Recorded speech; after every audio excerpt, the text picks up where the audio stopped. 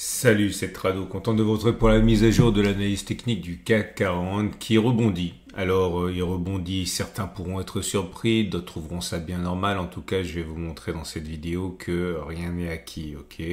Il n'y aura pas de backtest aujourd'hui parce que je vais revenir sur un message qui m'a été posté sur les réseaux sociaux et qui a son importance, du moins plus d'importance qu'un simple backtest. Donc, en préambule, je vais simplement rappeler les derniers backtests que j'ai fait pour que vous sachiez où on en est. Alors, premier backtest que j'avais réalisé, donc c'est pas dans l'ordre chronologique, mais un des backtests un des derniers backtests qui courait sur le CAC 40, c'était par rapport à la réintégration des bandes de Bollinger. J'avais expliqué que lorsque l'on réintégrait les bandes de Bollinger après on est sorti ici, il était plausible que l'on aille chercher dans un premier temps la M7, puis après la M20, ok, retrouvé, c'était la semaine dernière. J'avais expliqué qu'on peut mettre le stop de protection sous les plus bas, mais qu'il valait mieux mettre en clôture plutôt qu'en touchette, parce que souvent on faisait touchette, mais qu'on clôturait pas en dessous. Clairement, ici, on est sorti. Ici, on est re-rentré. Là, l'idée, c'était de mettre le stop de protection en clôture en dessous de ce niveau-là. Et comme vous pouvez le voir, comme ça s'est passé plusieurs fois auparavant, voilà, on a touché le stop de protection, mais on n'a pas clôturé en dessous. Et puis d'ailleurs, on a rebondi. D'ailleurs, on a fait un avalement haussier. Merci à celui qui se reconnaîtra et qui l'a signalé dans les commentaires. Merci aussi à Richie. Et on a touché la M7, on a touché la M20. Donc ça, c'est fait. On ne sait pas ce qui va se passer, mais par contre, on sait que normalement, on va toucher la M20. Et ça serait l'objectif de ce trade. J'avais également expliqué, c'était juste avant, que lorsque l'on cassait le super trend, on avait plus d'une chance sur deux largement de clôturer en dessous. Ça a été fait ici. Ok, ça s'est pas fait à grand chose, mais on a bien clôturé plus bas ici que là. Et par contre, on avait moins d'une chance sur deux de faire R1. R1 positionné avec un objectif qui est égal au plus haut du cycle haussier du super trend. Donc, autrement dit, le signal il était là, le stop de protection il était là, 3,98, on avait moins d'une chance sur deux de faire moins 3,98. Ok, là pareil, si vous débutez ça va être un petit peu difficile, mais regardez les vidéos de la semaine dernière si vous vous en souvenez pas et si vous n'avez pas pris de notes. La troisième chose qu'on avait backtesté, ça par contre c'est toujours en cours, ça se passait au niveau du Nasdaq où j'avais expliqué, j'en ai encore parlé la semaine, ce week-end, j'avais expliqué qu'en données hebdomadaires on avait testé que lorsque l'on avait 3 bougies rouges d'affilée comme ici, c'est-à-dire 1, 2, 3, ok, on avait beaucoup plus de chances d'être plus haut que le niveau de clôture 3 bougies après que plus bas. Autrement dit, 1, 2, 3. Et puis, dans 3 bougies, celle-là, elle vient juste de naître. Ce sont des bougies hebdomadaires. Donc, 1, 2, 3, normalement, on devrait être au-dessus de ce niveau-là. C'est le backtest qui court actuellement sur le Nasdaq. Ok, voilà. Bon, ça vous donne du grain à moudre pour vos recherches. Maintenant, j'aimerais surtout revenir sur les indices, puis après sur le commentaire qui m'a été laissé, qui, bien que peu sympathique, est important.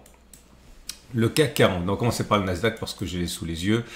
Le Nasdaq, regardez, on a cassé la structure haussière, on avait des pics ascendants, des creux ascendants, donc on était en tendance haussière. On a cassé le plus bas ici, donc on était en tendance neutre. Et j'ai expliqué, et je l'ai dit beaucoup, et je l'ai dit, et j'ai attendu, et c'est pas venu. Et ça semble peut-être se présenter maintenant que pour basculer en tendance baissière, il faudrait encore avoir un rebond et inscrire un plus bas. Comme ça, on aurait effectivement des pics descendants et des creux descendants, signe d'une tendance baissière qui nous amènerait éventuellement vers les 18 560, 17 370. On a attendu. Et enfin, maintenant, on a un pic là. Et donc, ça veut dire qu'on a la première étape nécessaire avant qu'éventuellement, c'est pas obligé, qu'on aille faire une clôture en dessous et activer la tendance baissière. Ça nous a pris 15 séances, mais peut-être. Alors maintenant, il n'y a aucune garantie. Je vous ai montré que statistiquement, on pouvait aussi monter et puis faire des plus hauts. La seule chose que cela nous montre, c'est que peut-être, il faut avoir une conviction forte qui ne puisse être remise en cause. 2, agissez éventuellement sur le déclenchement d'un setup. Si vous avez un biais qui est baissier, si vous pensez qu'on va aller chercher cette zone, attendez un setup baissier éventuellement pour augmenter votre chance de réussite pour rentrer des AVS. Alors à quel moment ça va coincer? Ça va commencer ici, c'est-à-dire l'ancien support qui a été cassé, qui théoriquement est devenu résistance. Là, à mon avis, on peut monter. Bien qu'encore une fois je n'en sache rien, mais je ne serais pas surpris en gros si le tir de barrage arrivait dans cette zone. Ok, Pourquoi cette zone? Un, parce qu'on a une résistance ici. Deux, parce qu'on a une résistance là. Et bon, tout ça, bah, du coup, c'est une zone. Hein. Et donc, je ne serais pas du tout surpris qu'on ait un truc comme ça. À surveiller les signaux baissiers, surtout que sur le SP500, c'est un petit peu la même chose. Hein. C'est-à-dire que la structure, elle était haussière. Maintenant, elle est neutre parce qu'on a cassé les plus bas, mais on n'a pas encore des pics ascendants, des creux descendants. Pour que la structure soit baissière, il faudrait descendre comme ça, casser ce plus bas, comme ça on aurait des pics descendants et des creux descendants. Mais pour l'instant, on n'y est pas. Et pour l'instant également, ce que je peux envisager, c'est que ça monte. Là où j'attendrai éventuellement, je vous le dirai, hein, à un tir de barrage, bah pareil, c'est ici. Hein, c'est-à-dire la zone de résistance, ici le support cassé qui est devenu résistance.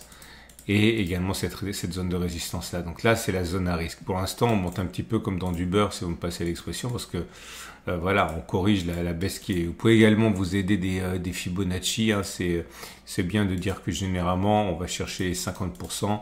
Ça nous amènerait ici. Mais bon, 50%, voilà, ça ne veut pas dire qu'on ne va pas plus haut. C'est-à-dire que généralement, après une force baisse, on remonte 50%. Donc, il n'y a pas d'urgence à spéculer à la baisse normalement. Maintenant, je retourne à mon CAC 40 parce que c'est ce qui nous intéresse. Et j'ai envie de dire, c'est la même chose. Hein, c'est-à-dire que on remonte, mais là aussi, on va avoir des problèmes avec les résistances. Hein. C'est-à-dire qu'on arrive là dans le dur, cette grande résistance grise, c'est pas anodin. Hein. Elle a été créée ici, donc il y a un an, à part, ce sont les plus hauts du 15 mars, comme par hasard, un an, et depuis, bon, ça fait un an qu'on bataille finalement pour rien, hein, et on revient simplement sur les niveaux d'avant. Donc la structure elle est toujours haussière. J'ai du mal à croire, honnêtement. Mais c'est l'expérience qui parle, hein, c'est pas du tout scientifique, mais j'ai du mal à croire que cette zone de gap ne soit pas comblée. À mon avis, à un moment ou à un autre, il va y avoir un accès de faiblesse et on va aller chercher cette zone. Peut-être lorsque les Américains seront sur leur propre résistance, j'en sais rien, mais je suis extrêmement méfiant. De toute manière, vous le savez, hein, ce qui se passe, c'est que généralement, bah, je l'ai fait ici, lorsque l'on monte, ok, il faut éviter d'acheter là. Si vous achetez là, bah vous vous exposez en gros à la résistance qui est ici. C'est pas très rationnel. Quand on est là, normalement, si on a un biais baissier, on parie sur la baisse. Et quand on a un biais haussier, ben, on attend que ça casse, qu'on clôture au-dessus sur l'unité de temps sur laquelle a été tracée la zone. Donc si c'est un graphique journalier, on attend la fin d'une journée au moins. Et puis on attend que ça revienne et puis on achète. Généralement, c'est comme ça qu'on fait. Ok. Mais au-delà, il y a rien de neuf. Hein. Maintenant, beaucoup plus important, j'ai envie de dire, j'aimerais revenir sur un message qui a été délivré. Bon, il ne s'agit pas non plus de se déchaîner dans les commentaires, etc. Mais j'ai reçu un message que j'aimerais bonifier en vous le montrant. Ça tombe bien parce qu'on me demande souvent comment on va sur l'onglet communauté, enfin, ça s'appelle l'onglet post maintenant. Vous savez, bon, ça c'est ma chaîne YouTube. Vous allez sur YouTube, vous tapez Tradosor, sur toutes mes vidéos, il y a une petite icône, vous cliquez, vous arrivez là, ok? Et une fois que vous êtes là, non seulement vous avez toutes mes vidéos, mais vous avez l'onglet communauté. Enfin, maintenant, ça s'appelle l'onglet post. Et quand vous cliquez là, vous avez toutes les alertes que je mets, notamment sur les ETF, des actions, etc. Ça peut vous intéresser. Et puis, j'avais mis pour les traders de court terme une alerte sur le DAX. C'était ce soir, hein, ici. Ok. Et si on clique dessus, j'avais dit alerte DAX. Ben, c'est exactement ce qui est en train de se passer là. Vous voyez, c'est une résistance. J'ai dit, bon, si vous avez un biais baissier, bah, c'est une zone ici pour intervenir. Si vous avez un biais haussier, bah, n'achetez pas maintenant. Attendez, pas de précipitation, on est sur une résistance. Donc soit vous attendez que l'on passe, que l'on clôture au-dessus et vous achetez, éventuellement sur un throwback, hein, ça mange pas de pain. Soit éventuellement vous attendez que l'on revienne ici pour acheter, mais il faut pas acheter maintenant, c'est trop dangereux, on est sur une résistance. Ok ? Et un monsieur a dit quelque chose qui, dans un premier temps, m'a un peu vexé parce que je passe beaucoup de temps à expliquer, mais c'est pas grave, j'aurais pas à prendre les choses personnellement, ça n'a aucun sens. En gros, c'est monsieur qui dit, en gros, tu ne sais rien, soit ça baisse, soit ça monte, tu es trop fort. Ok. Bon, alors, ce serait facile pour moi de m'énerver pour ça. Ça m'intéresse pas. Par contre, j'aimerais utiliser ça pour vous expliquer une fois de plus si vous êtes débutant, parce que si vous êtes ancien, vous le savez déjà. Comment fait-on pour gagner à pile ou face de l'argent. Ok, vous jouez à pile ou face avec une carte ou une pièce qui n'est pas pipée, ok, pas truquée, vous avez 50% de chance de faire pile, 50% de faire face. Comment on fait pour gagner sans tricher? Sans tricher, la seule façon de gagner, c'est de gagner plus quand vous avez raison que vous ne perdez quand vous avez tort. Bref, si vous me proposez de jouer à pile ou face avec vous avec 10 balles de pari à chaque fois, je ne joue pas, je ne suis pas stupide. Par contre, si on joue à pile ou face, mais que quand j'ai raison, vous me donnez 60 balles et que quand j'ai tort, je vous donne 50 balles, là on peut jouer jusqu'au bout de la nuit, je suis preneur. Pourquoi? Tout simplement parce que je gagne une fois sur deux, mais je gagne plus quand je gagne que je ne perds quand je perds, quand j'ai tort. Ok, c'est logique.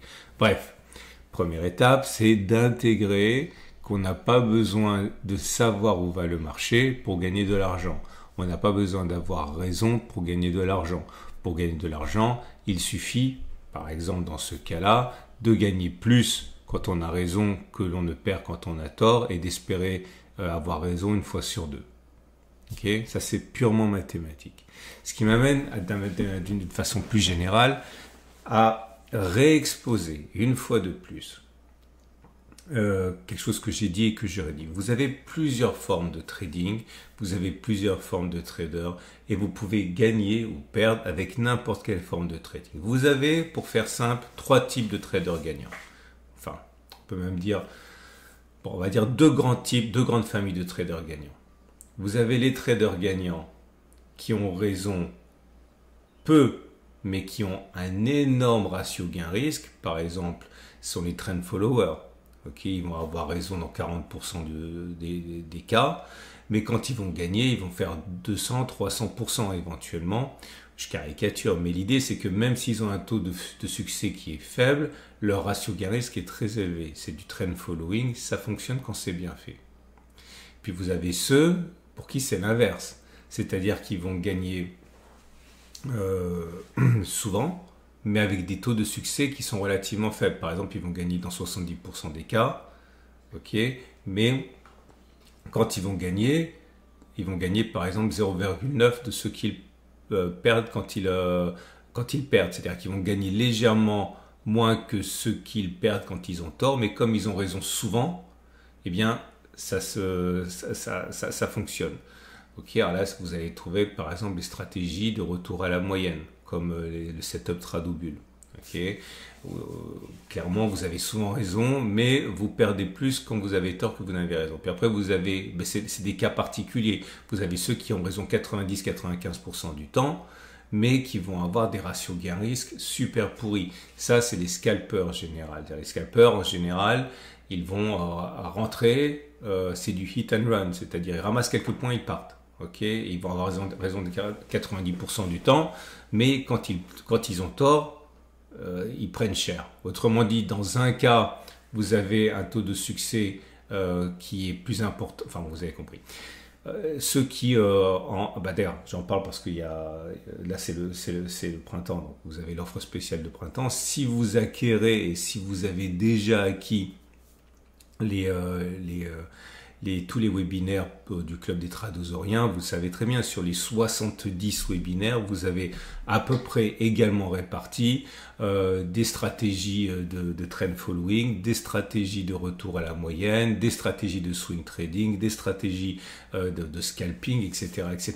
Mais on peut être ce qu'on veut, le tout c'est de connaître sa ligue, et de se tenir aux règles du jeu qui font que logiquement ça peut fonctionner. Vous ne pouvez pas mélanger les deux, c'est-à-dire que si vous avez un taux de succès faible, eh bien vous devez laisser courir vos gains longtemps, sinon ça ne fonctionnera pas. Si vous n'avez pas souvent raison et qu'en plus vous prenez des petits profits, vous ne pouvez pas vous en sortir.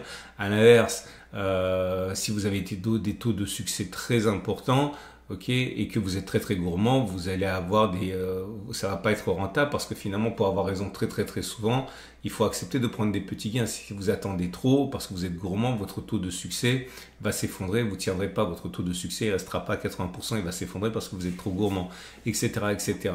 Connaissez votre ligue, c'est super important. Et puisque j'en parle, n'oubliez pas, printemps, offre spéciale, Club des Tradosauriens, accès aux webinaires privés, accès au Discord qui est réservé à ceux qui font partie du Club des Tradosauriens, etc. N'hésitez pas, ça peut vraiment être un déclencheur. Vous avez un lien en dessous de la vidéo pour en savoir davantage. Ok, donc désolé, monsieur qui m'a mis le commentaire, je ne veux pas être méchant, mais bon, un peu moins d'arrogance, un petit peu plus d'ouverture d'esprit, et le trading, c'est pas ce qu'on raconte dans les vidéos TikTok, ok? Donc voilà, maintenant, si vous êtes HE, voilà, j'y viens. Votre rendez-vous avec IG. IG, bien plus que du trading, une équipe d'experts à vos côtés. Quoi faire? Si vous avez un biais qui est acheteur, ici, si vous pensez que ça va monter, moi j'hésiterais sur les niveaux actuels parce qu'on est sur une falaise là.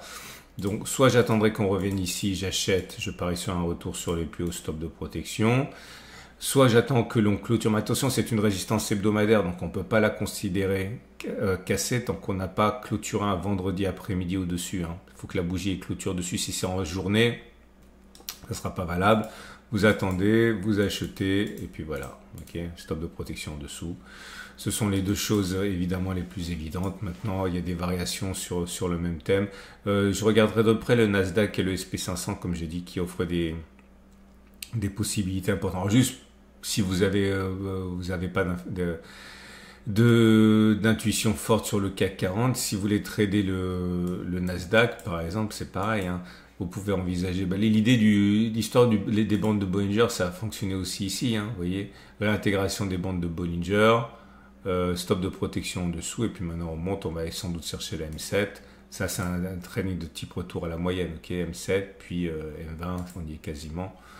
L'idée, c'est un peu tard maintenant, mais c'est pas grave, vous comprenez, mais c'est pas tard, c'est pas trop tard. Il faut simplement savoir que vous allez gagner peu, mais c'est pas grave. Ce sont des taux de succès qui sont assez importants normalement. Donc là, vous pouvez acheter, parier sur un retour sur cette zone-là, stop de protection en dessous. Ou alors, si vous avez un biais baissier, par contre, pour le coup, attendez un petit peu, je pense. Attendez que ça remonte. Attendez un signal baissier, ou pas d'ailleurs. Vous pariez sur un retour sur la plus basse, stop de protection dessus. Voilà. Excellente journée, désolé c'était un petit peu long, j'espère que vous savez comment écouter les vidéos en x2 sur YouTube. À demain pour la mise à jour.